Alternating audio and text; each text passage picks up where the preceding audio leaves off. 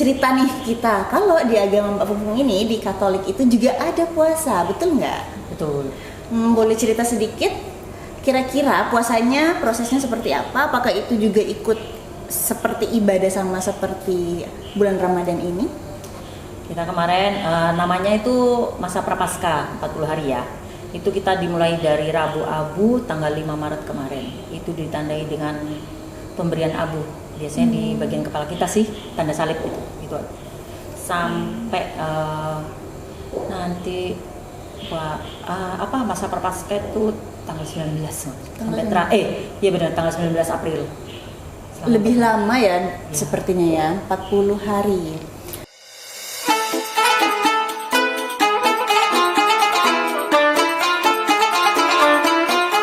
Assalamualaikum warahmatullahi wabarakatuh. Marhaban ya Ramadan semua. Ketemu lagi dengan aku Sally di channel Semacam TV.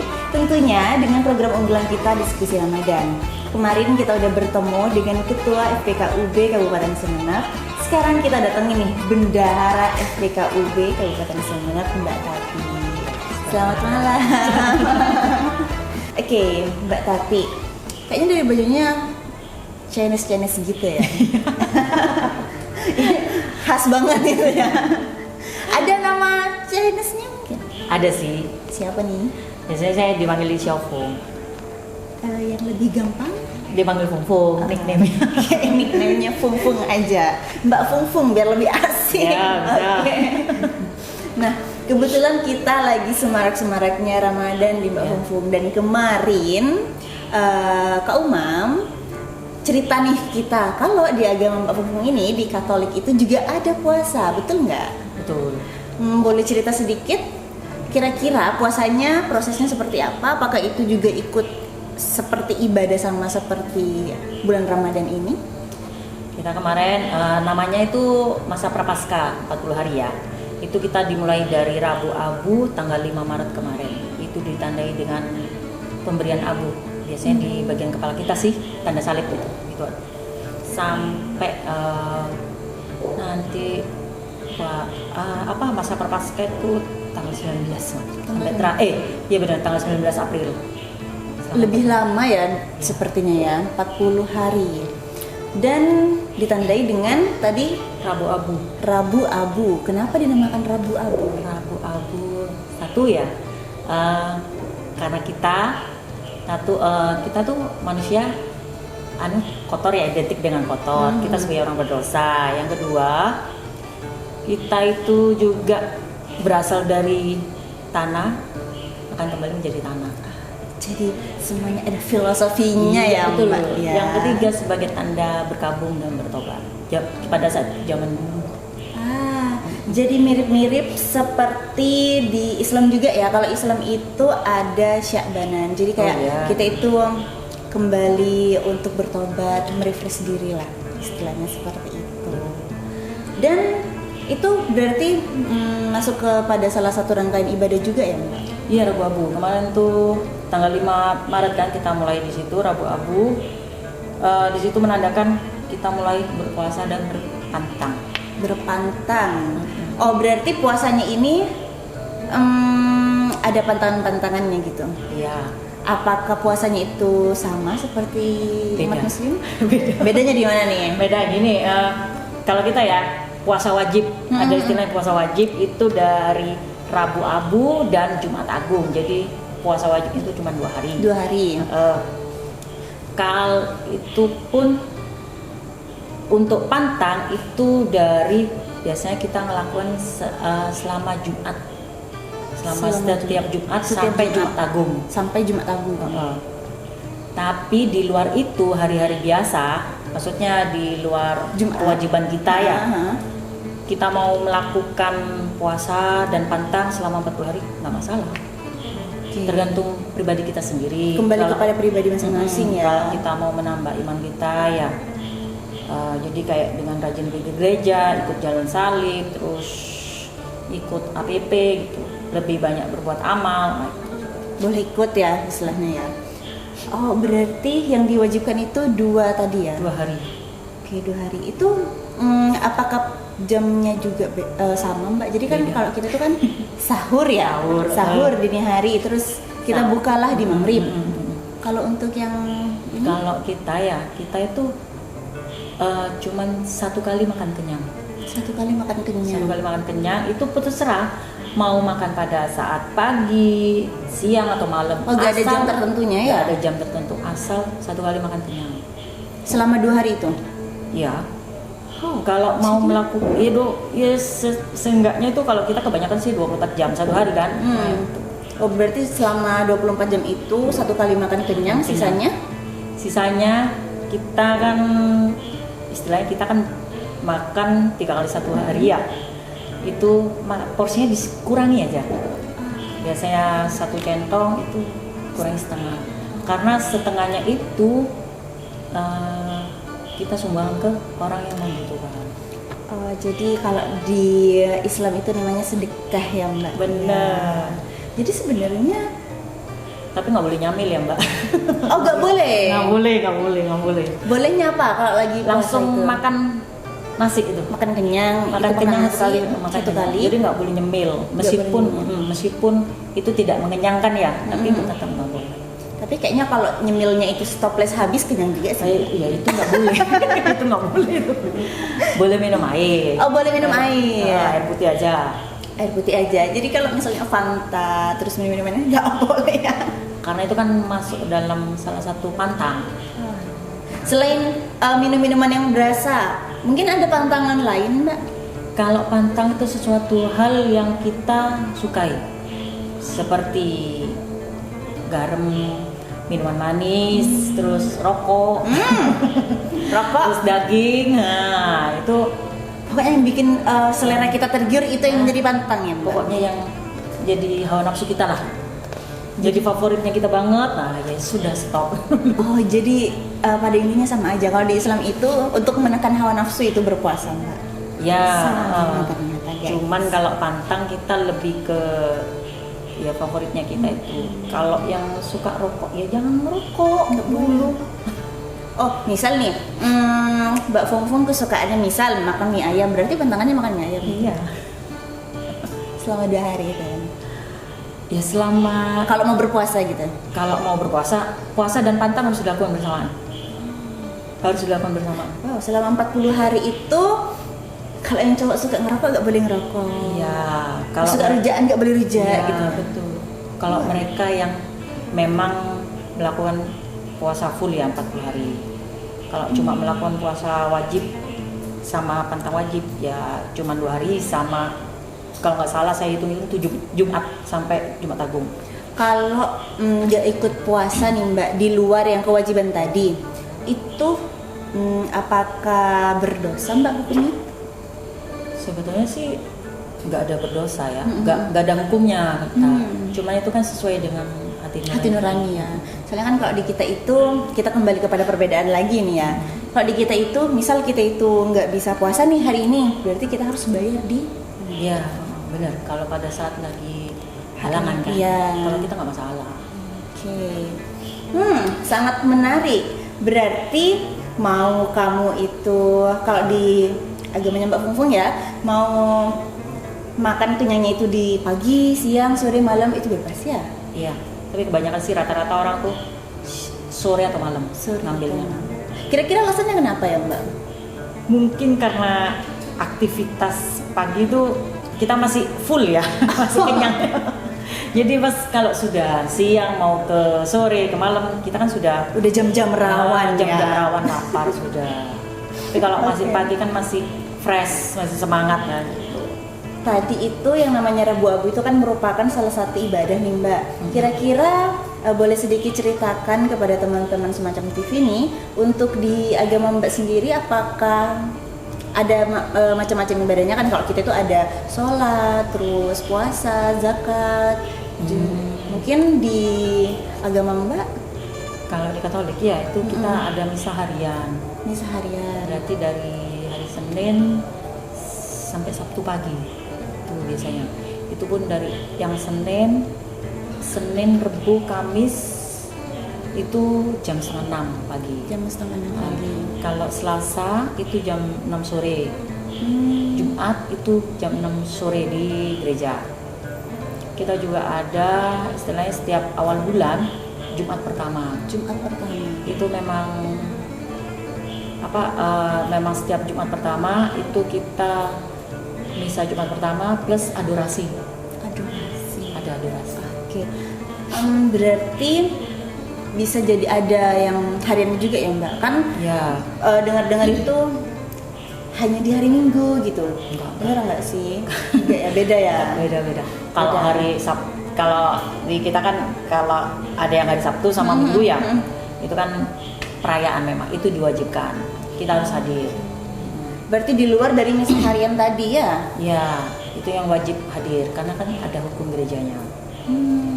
Oke. Nah selanjutnya nih Mbak, kira-kira boleh tanya nggak? Mbak itu kerja di mana? Oh, saya punya depot sendiri. Punya depot sendiri. Nah, depotnya itu sensi buka nggak kalau di bulan puasa? Buka separuh sih, Mbak. Buka separuh.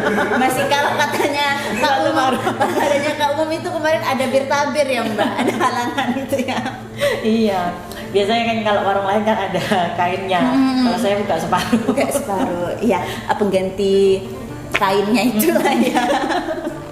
Buka separuh. Depotnya depot di mana Mbak? Di depannya Bang Jatim.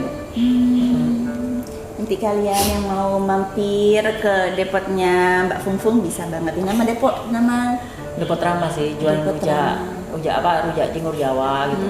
Nih buat kalian yang suka rujak cingur boleh banget ke Mbak Fungfung sekalian sharing-sharing ya Mbak ya. Oke, menarik banget kalau kita ngomongin secara lintas agama nih Mbak. Ya. Padahal banyak sekali di luar itu yang saling terobsesi akan agamanya masing-masing ya. Padahal ketika kita sharing-sharing seperti ini itu merupakan hal yang seru guys. Gitu. Nah Mbak, pernah nggak Mbak itu lupa terus tiba-tiba makan di depan orang yang lagi puasa? Kayaknya pernah deh. Terus pernah nggak ditegur? Enggak, mereka biasa aja. Biasa Mereka kalau banyak kan kalau teman-teman saya yang muslim ya biasa aja. Atau pernah nggak Mbak itu dikira muslim? Enggak pernah. Aman. Ya. Takut dikira nanti ketika bulan Ramadan terus Mbak makan loh, kok nggak puasa gitu? Enggak. Oh, nggak aman ya. Oke, kalau di Islam itu ada hari raya Idul Fitri, di Katolik itu ada hari raya Paskah ya. Paskah sama Natal. Paskah sama Natal. Nah, biasanya Mbak kalau Paskah itu ngapain aja? Paskah ya, karena itu masa prapaskah ya, masa berpuasa dan pantang ya, kebanyakan kita lebih banyak doa sih, ke doa lingkungan, lebih banyak ikut. Terus tiap Jumat itu ada jalan salib. Intinya sih lebih banyak berdoa ke Tuhan aja sih. Meningkatkan keimanan lah ya Mbak. Benar. Sama sih sebenarnya guys. Ketika ditarik benangnya itu sepertinya sama semuanya. Sebenarnya sih yang apa ya? Tergantung ini juga. Tergantung Ya. hati juga. Kembali lagi guys kepada individu masing-masing. Nah Mbak, apakah di Katolik ketika pembaptisan prosesnya sama dengan Protestan? Beda. Boleh diceritakan? Kalau ada orang baru yang mau ikut Katolik ya, itu kita daftar dulu ke Romo atau ke Romo paroki, terus kita ikut katekumenat maksudnya. Kita ikut pelajaran dulu selama 6 sampai 1 tahun. Oh jadi kayak ada sekolahnya gitu ya Mbak? Ya. Terus kita juga setiap minggu misalkan ke gereja kita nulis, kalau dulu ya saya ya, kalau dulu saya tuh dengerin khotbahnya Romo, terus saya tulis di buku. Nah, habis setelah misa kita ikut minta tanda tangannya Romo. Jadi kayak memberikan resume dari khotbah tadi ya. Terus berarti ketika lahir itu tidak langsung jadi kamu ini agamanya Kristen Katolik gitu enggak ya? Itu kalau orang tuanya Katolik ya. Itu pun kalau orang tua Katolik itu ada baptisan bayi. Baptisan juga. Baptisan. Kalau Mbak sendiri? Kalau saya kan memang orang tua saya bukan Katolik. Makanya saya baptis pada saat SMP. Di SMP ya untuk pembaptisannya. Jadi menarik ya Mbak, berwarna sekali. Kalau sekarang pasangan? bukan pasangan suami ya. Kalau cowok saya sih Islam. Ini seamin namun belum seiman. Benar.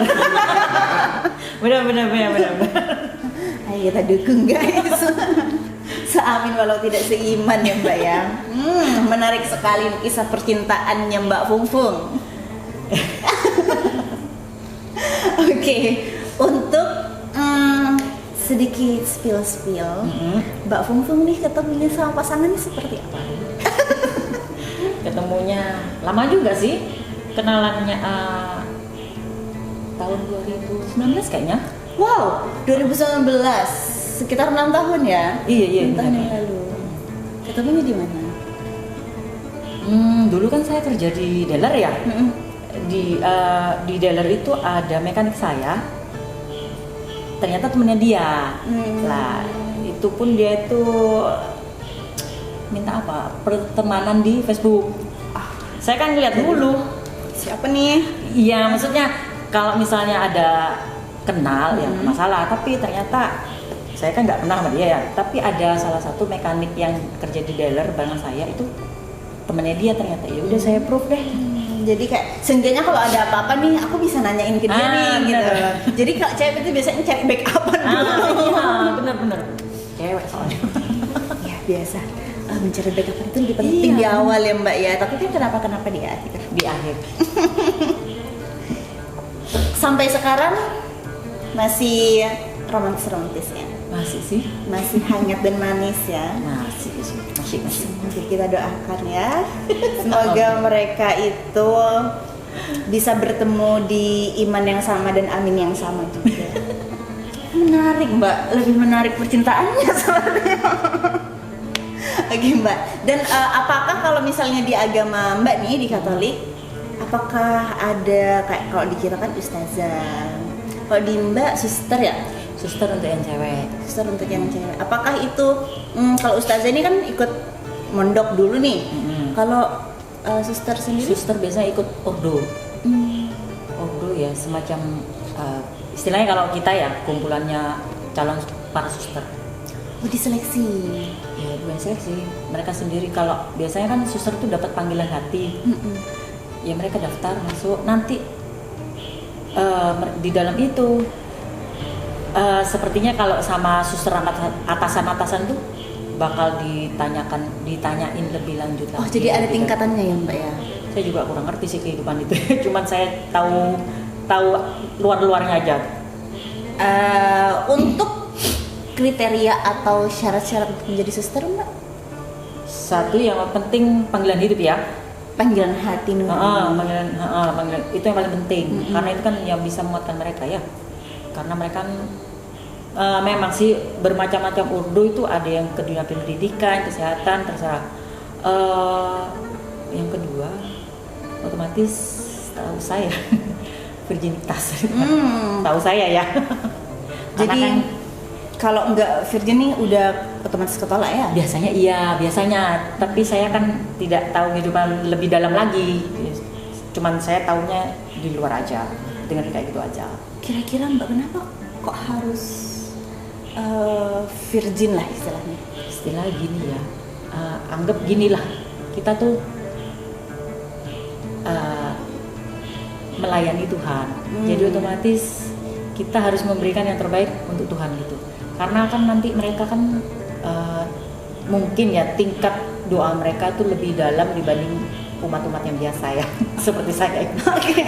Jadi otomatis ya mereka harus bisa memberikan diri mereka yang terbaik untuk Tuhan. Karena mereka kan miliknya Tuhan. Oh, jadi nggak boleh nikah ya? Nggak boleh pacaran? Nggak boleh. Kalau pacaran, kalau ketahuan ya nanti kayaknya mungkin ada kayak konsekuensinya. Wow. Berarti Mbak sudah tidak berminat ya Mbak? Enggak. Sudah saya tidak kuat. Karena tadi sudah punya pasangan ternyata guys. Masalahnya kehidupan doanya harus kuat saya. Dan mentalnya juga harus kuat. Iya benar, saya tidak.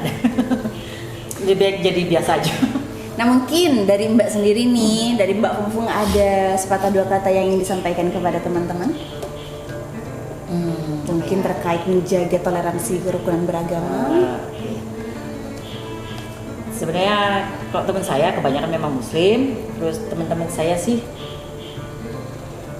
dari awal mereka itu yang tidak kenal dengan agama lain, mereka jadi tahu ya yang penting kita itu bisa menghormati, bisa open sama perbedaan-perbedaan yang ada,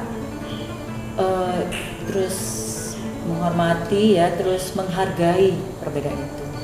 Ini asik nih, sampai gak pengen berhenti guys, tapi sayangnya waktu kita sudah habis Mbak, sayang sekali. Mungkin kita bisa bertemu di lain sesi kali ya. Ya betul, bisa juga. Ataukah Mbak Fungfung akan mengirimkan teman yang berbeda ke sini? Karena trauma dibahas pasangannya guys. Oke, jadi kita ucapkan terima kasih Mbak Fungfung udah meluangkan waktu dan juga berkenan hadir di studio Semacam TV. Jangan lupa guys untuk like, komen, dan share video ini. Juga jangan lupa untuk subscribe channel kita. Dan semoga video ini bermanfaat biar kalian bisa sama-sama membangun toleransi antar umat beragama. Itu dari kita, saya Sarli dan juga Mbak Fungfung. Terima kasih, sampai bertemu di video selanjutnya. Wassalamualaikum warahmatullahi wabarakatuh.